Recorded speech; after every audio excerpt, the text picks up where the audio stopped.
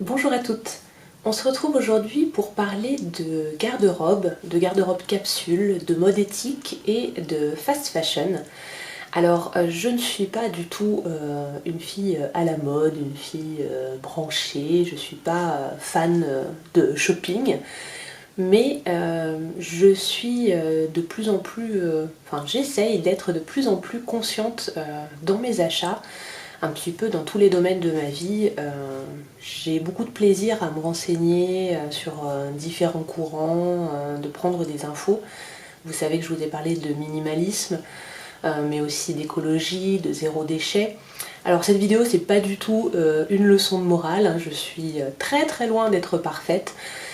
Simplement, dans mon quotidien, pour moi, pour ma famille, j'essaye d'être plus consciente de ce que j'utilise, de ce que j'achète, des choix que je fais.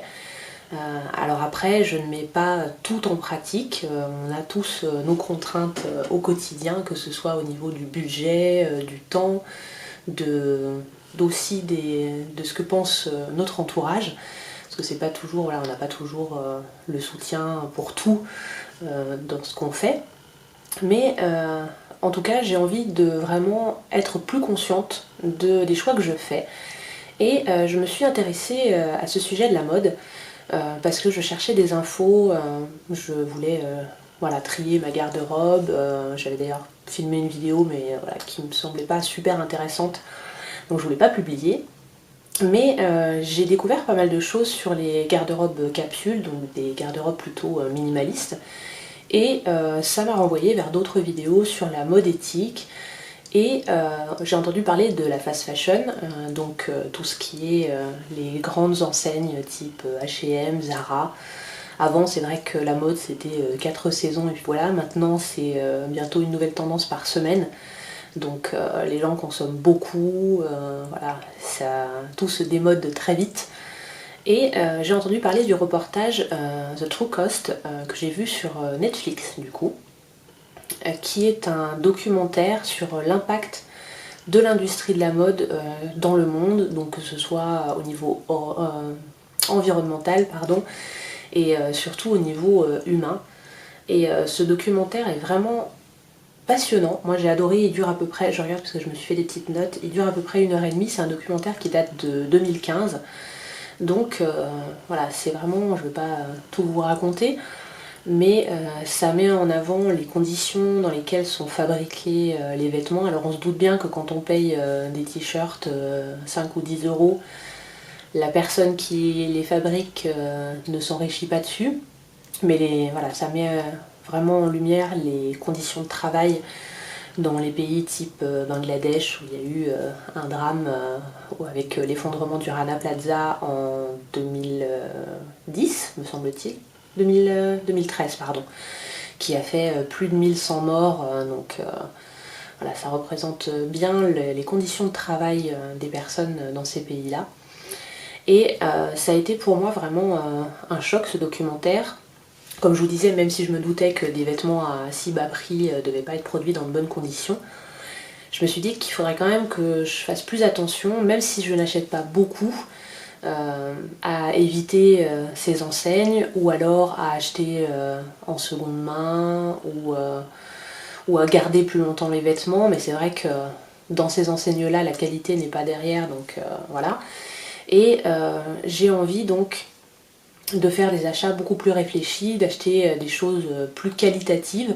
Alors certes, ça a un coût, comme je le disais, c'est pas accessible à tout le monde. C'est vrai que quand on voit les tarifs des vêtements ou des accessoires dans les magasins ou les boutiques en ligne de mode éthique, ça fait mal.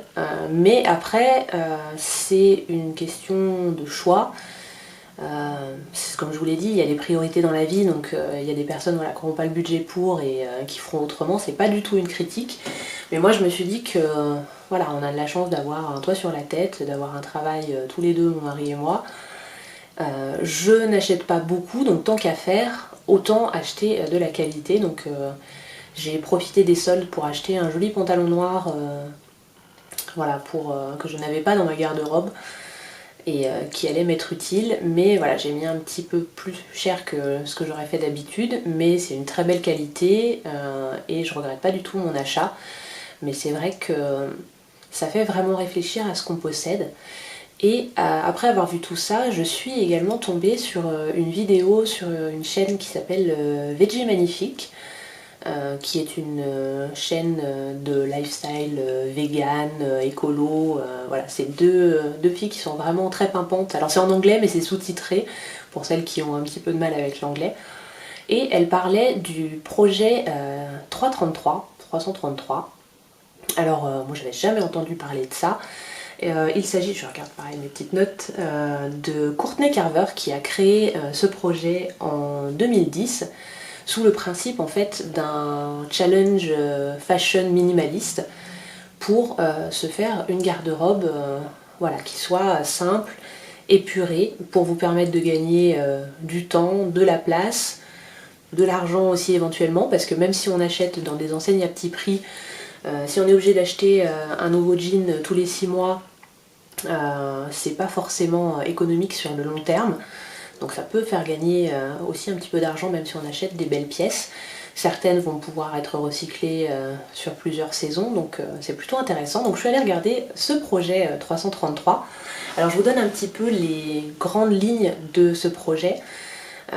Donc c'est sur 3 mois, vous faire une garde-robe capsule avec 33 pièces. Alors 33 pièces, ça inclut les vêtements, les accessoires, donc c'est-à-dire les bijoux, les ceintures, les sacs à main, également les chaussures et tout ce qui est veste, manteau. Alors c'est quand même un sacré challenge je trouve. Après vous avez une liste de choses qui ne rentrent pas dedans, par exemple on ne compte pas les vêtements de nuit, les vêtements de sport, les sous-vêtements, les bijoux à grosse valeur sentimentale comme les alliances ou ce genre de choses. Mais ça va très vite quand on a incorporé les chaussures et les accessoires. Alors moi, ne serait-ce qu'en bijoux, je suis déjà largement au-dessus du projet. Mais je me suis dit que c'était vraiment une bonne idée, que ça pouvait donner une base, être une bonne motivation. Et je vais essayer de faire ce challenge pour le printemps, qui, on l'espère, va arriver bientôt. On a eu de la chance, on a eu du redoux pendant une bonne quinzaine de jours, donc c'était agréable. Mais là, pour faire le tri et me refaire ma garde-robe pour le printemps, je vais tenter ce challenge, alors avec peut-être quelques petites modifications, quelques petits ajustements, mais je vais essayer de garder ce principe et je vais faire ça et vous le montrer en vidéo. Donc là aujourd'hui c'était plus pour introduire ce projet et vous parler un peu de mes petites réflexions sur la fast fashion et la mode éthique. Mais j'espère que ça vous donnera envie d'essayer. Alors comme je vous dis, c'est un projet, c'est un challenge, ça vous donne des grandes lignes. Après, si vous avez envie d'adapter, le but c'est pas que ce soit quelque chose de désagréable à faire, c'est simplement avoir une base de motivation pour vous aider à compléter, à faire votre garde-robe et à être plus consciente dans vos achats, dans votre façon de consommer.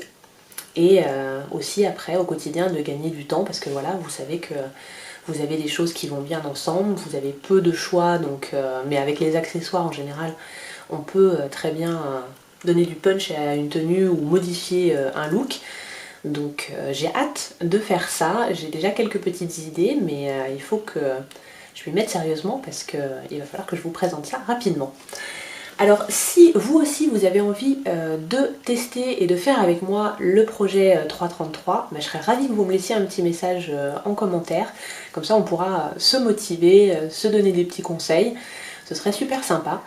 Et sinon je serais aussi curieuse de savoir ce que vous pensez de la mode en général, savoir où vous achetez vos vêtements. Alors c'est pas du tout une critique, hein, mais voilà, s'il y en a certaines qui sont vraiment dans une démarche de peu consommer mais d'acheter vraiment de la qualité, des pièces qui durent, je serais ravie de connaître vos bonnes adresses puisque pour moi c'est tout nouveau aussi.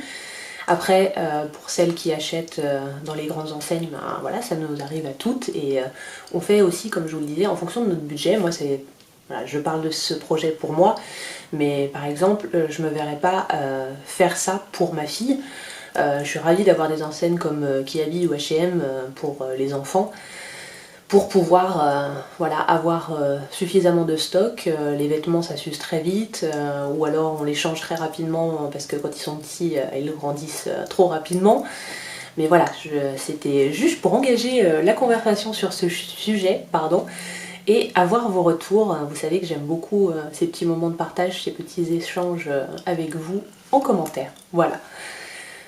J'espère que cette vidéo vous aura plu, en tout cas vous aura donné matière à réfléchir. Et on se retrouve mardi pour la prochaine vidéo pour les parents et vendredi pour une autre vidéo plus généraliste. Prenez bien soin de vous.